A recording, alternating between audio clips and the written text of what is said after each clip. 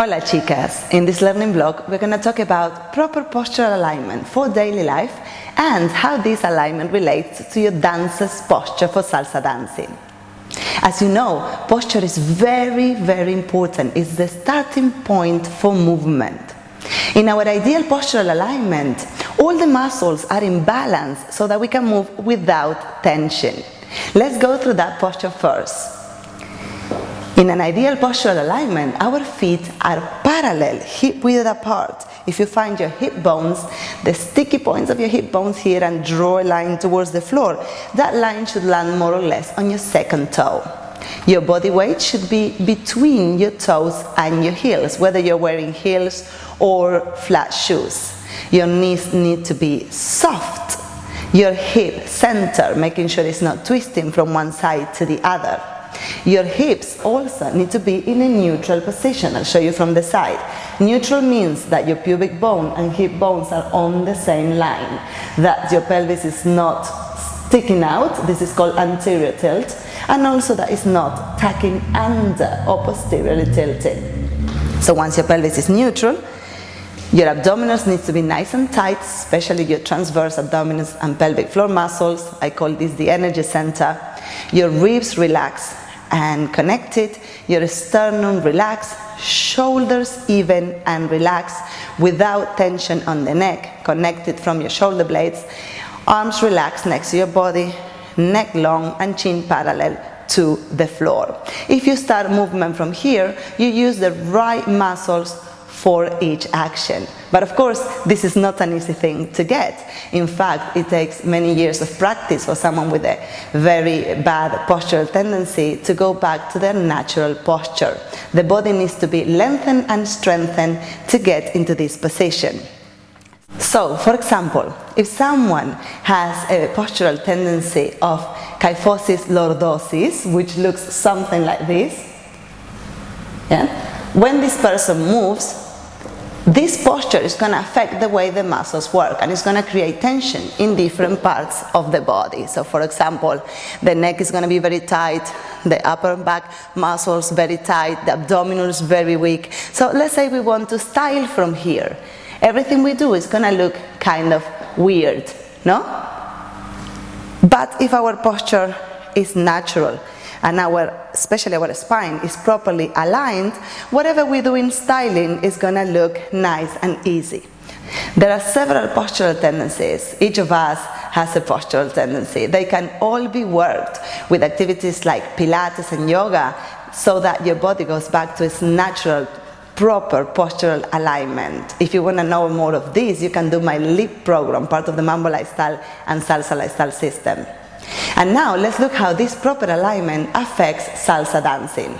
The same way that for daily life, posture is the beginning of movement, in dance, posture is also the beginning of movement, and each dance style has a particular posture that defines the look and the attitude of that dance.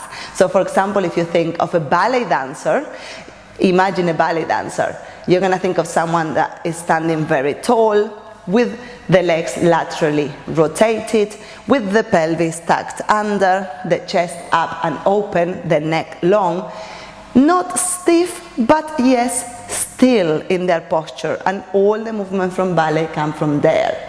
When I was at ballet school, we spent 2 years just working on strengthening our bodies to get into the proper ballet dancer posture. Now, salsa is completely different and opposite to ballet. First of all, because it's a street dance, so it's not a technique that has been imposed on the body to look a certain way as in ballet.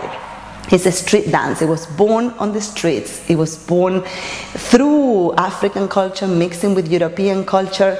It's about celebration, cultural identity, expression. All forms of dance are forms of communication and expression.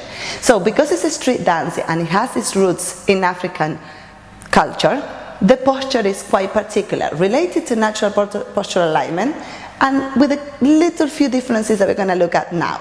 So first of all, we're going to stand with the feet together and the knees bent. In salsa dance, we dance with our knees bent.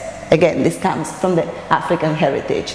This is very, very important because the more you bend your knees, the more freedom you can give to the rest of the body. Salsa dance is about flavor and body movement. That's why I mentioned ballet, because ballet is the opposite. Ballet is about controlling and containing your body, keeping the whole body still and just moving one part. Instead, salsa is about your whole body waving and celebrating with the music. So if you are too upright and straight, if your muscles are working very high, very hard to keep you up straight, you're not going to have freedom in the torso or the hips or the shoulders. So the first step is to bend the knees, and I'll show you from the side.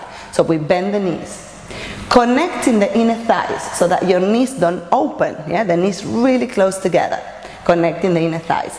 The second step is to put the body weight more towards the toes than you would do on your proper posture. This is to compensate for your knees being bent. So your knees bent and your body weight towards the toes.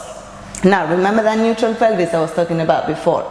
We're going to exaggerate the anterior tilt a little bit. Again, just to compensate. So the body weight is towards the toes, the knees are bent. If you tuck your bottom under, you're going to fall forwards. So we stick the bottom out. And this is also related to all the culture and attitude points that we talked in the previous learning block. So your pelvis is anteriorly tilted, bottom out. Your chest is opened and relaxed. You don't want to push it up too much because you're going to create tension in your back. And your shoulders are also relaxed, slightly leaning forwards.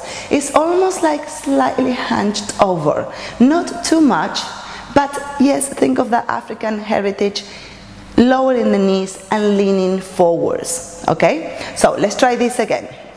Feet together, body weight towards the toes. Knees bent. So far it's quite similar to your proper posture alignment. Pelvis a little bit more anteriorly tilted than neutral. Abdominals tight, energy center switched on. Chest opened and relaxed. Make sure you don't stick your chest up too much. This is going to create tension. Nice and relaxed, neck loose, pelvis anteriorly tilted and slightly leaning forwards. For now, just keep your arms next to your body. Excellent. So try this posture as many times as you can. Think about it throughout the day, because you need to strengthen your body to be able to hold you in this posture before you move. Well done, girls.